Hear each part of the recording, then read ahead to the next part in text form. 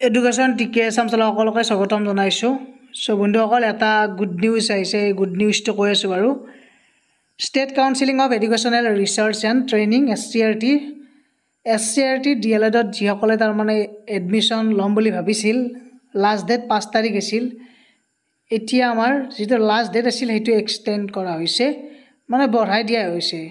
তাৰে অফিচিয়েল যিখন নটিচ আছে সেইখন মই দেখুৱাই আছোঁ বাৰু আপোনালোকক। সো এইখন হৈছে অফিচিয়েল নোটিছ। ইয়াত লিখা আছে extension notice. It is for information to all concern date last date for submission of online application to APR in the pre entry test, যিটো PET টেষ্টৰ কাৰণে ফাৰ্ষ্ট অনলাইন কৰিব লাগে। এণ্ট্ৰেঞ্চটোৰ কাৰণে 2 বছৰীয়া যিটো diploma in elementary education DLED কোৰ্ছৰ বাবে, আৰু 2025 এডমিশ্যন ল'লে 27ত ফিনিছড হ'ব। আণ্ডাৰ SCRT আণ্ডাৰত একেবাৰে গভৰ্ণমেণ্ট হয়। আছাম হেজ বিন এক্সটেণ্ডেড 15 জুনলৈকে তেওঁলোকে অনলাইন কৰিব পাৰিব। Intending candidates may visit the website. SCRT ৱেবছাইটত মই অকণমান আগত দেখুৱালোৱে।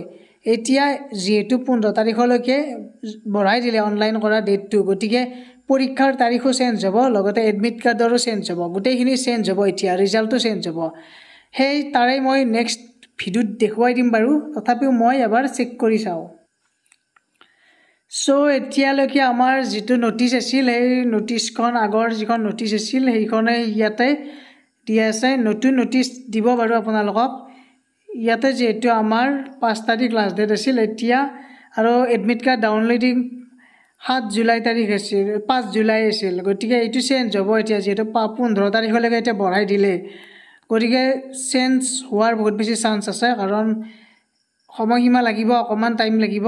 গতিকে এইকেইটা ডেট চেঞ্জ হ'ব। চেঞ্জ হ'লে ভিডিঅ' বনাই দি দিম বাৰু। আপোনালোকেও অফিচিয়েল ৱেবছাইটত গৈ কিনে চেক কৰি থাকিব পাৰে। গতিকে সকলোৱে শ্বেয়াৰ কৰি দিব, লগতে চেনেলটো ছাবস্ক্ৰাইব কৰি বেল আইকনটো প্ৰেছ কৰি ৰাখক। আজিৰ ভিডিঅ' ইমানেই আছিল। ধন্যবাদ। Thank U.